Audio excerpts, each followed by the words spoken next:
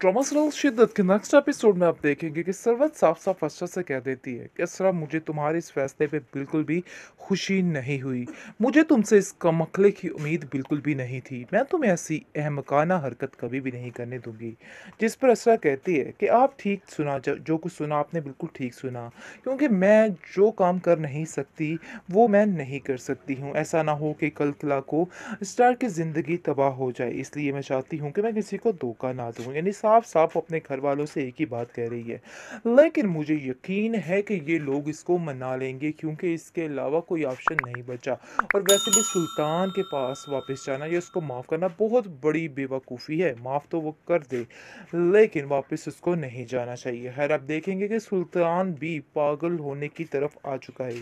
लेकिन इसरार जो है वो बहुत ज़्यादा दिलो जान से ये बात चाहता है, और बड़े ही उसने उम्मीद लेकर सबसे ये बात की थी, लेकिन किसी ने उसकी कदर नहीं की है। ये चीज़ का अंदाज़ा अब हो रहा है बखूबी सब घर वालों को। लेकिन अब देखेंगे कि सुल्तान दिन ब दिन बिल्कुल बेवकूफ़ वाली हरकतें कर रहा है, बिल्कुल पागल सा हो रहा है। ये चीज़ उसके घर वाले नोट कर रहे हैं। तलत कहती है कि सुल्तान, तुमने जो कुछ दूसरों के साथ किया है, देखो आज तुम्हारे सामने खुद आ रहा है। इसलिए तुम्हें पहले ही समझाती थी कि तुम इस तरह के काम मत करो।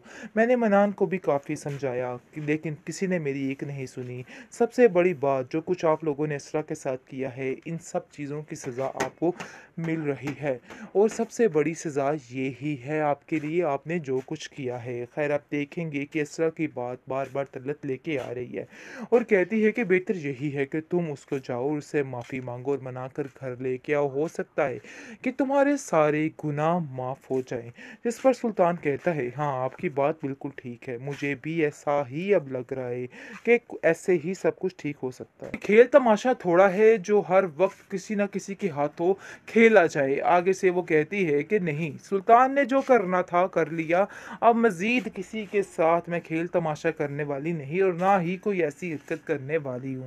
खैर, अब देखेंगे कि सार उसको समझाने की कोशिश कर रहा है, उसको कह रहा है कि ज़िंदगी खेल तमाशा वाकई नहीं है।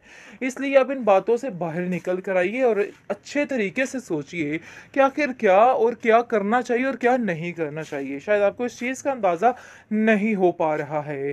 खैर, अब देखेंगे कि दूसरी तरफ सुल्तान बेचारा काफ़ी काफ़ी परेशान हो चुका है, क्योंकि उसका बाप उसको छोड़कर चला गया, और वो कहीं न कहीं जानता है कि ये सारी कारिस्तानी सिर्फ़ और सिर्फ़ उसी की वजह से ही हुई है, और उसी की वजह से ही सारा चक्कर चला है।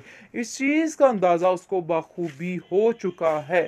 खैर, आप देखेंगे कि किस कदर परेशानी के आलम में सुल्तान ये देखता है कि सारा कुछ उसका बाप उसके नाम करके चला जाता है, और ये चीज़ को काफ़ी परेशान और हैरान कर रही है कि आखिर ऐसा कैसे हो सकता है।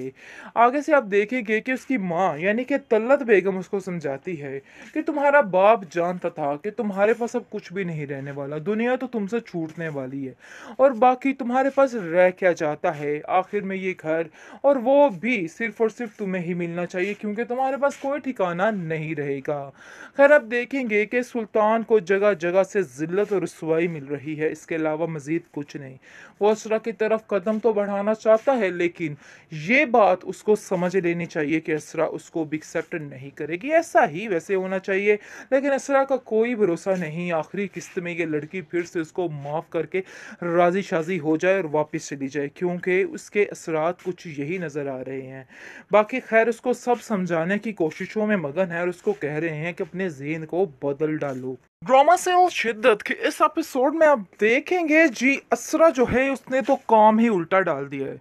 हम लोग क्या समझ के बैठे हुए थे ये लड़की सिरार के साथ ही शादी करेगी, लेकिन इस बात के चांसेस बहुत कम हैं। 50 से 60% इस बात के चांसेस हैं कि वो स्टार से शादी करेगी, क्योंकि उसने साफ साफ न्यू प्रोमो में बता दिया है कि नहीं जी, ऐसा मैं कुछ नहीं करने वाली, और आप भी ये वहमो गुमान अपने दिमाग में मत लेके बैठना। अपने घर वालों को भी साफ साफ कह देती है कि आप लोग जो करना चाह रहे थे ऐसा कुछ भी नहीं होने वाला है। हाँ ठीक है, मैं सुल्तान को छोड़ रही हूँ, लेकिन इसका मतलब ये नहीं कि मैं इसरार को अपना रही हूँ।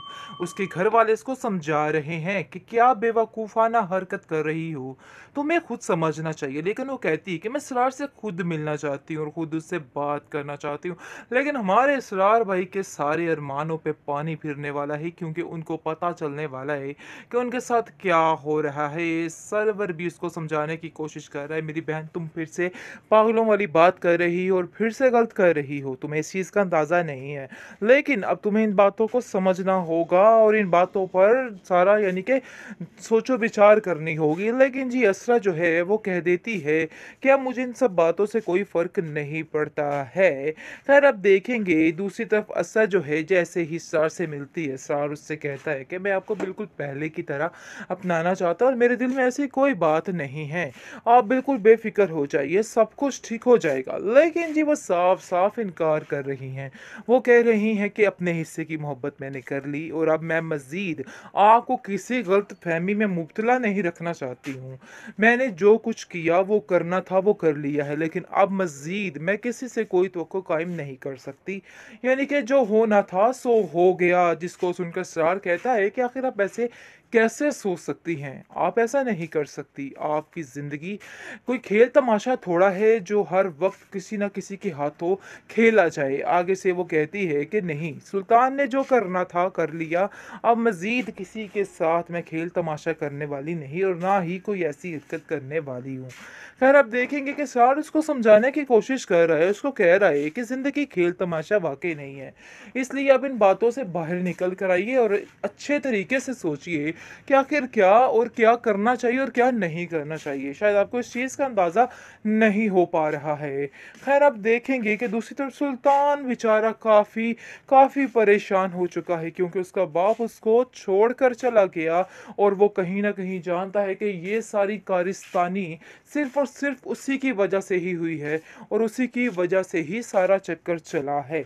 इस चीज़ का अंदाज़ा उसको बाखूबी हो चुका है।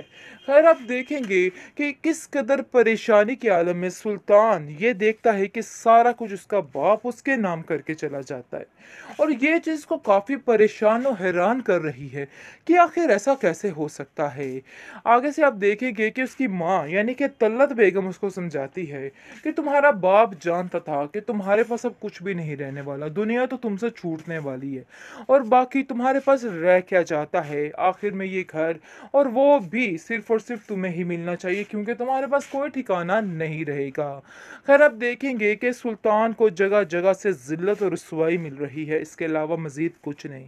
वो असरा की तरफ कदम तो बढ़ाना चाहता है, लेकिन ये बात उसको समझ लेनी चाहिए कि असरा उसको भी एक्सेप्ट नहीं करेगी। ऐसा ही वैसे होना चाहिए, लेकिन असरा का कोई भरोसा नहीं। आखिरी किस्त में ये लड़की फिर से उसको माफ़ करके राज़ी-शाज़ी हो जाए और वापस चली जाए, क्योंकि उसके असरात कुछ यही नज़र आ रहे हैं। बाकी ख़ैर उसको सब समझाने की कोशिशों में मगन है और उसको कह रहे हैं कि अपने ज़हन को बदल डालो।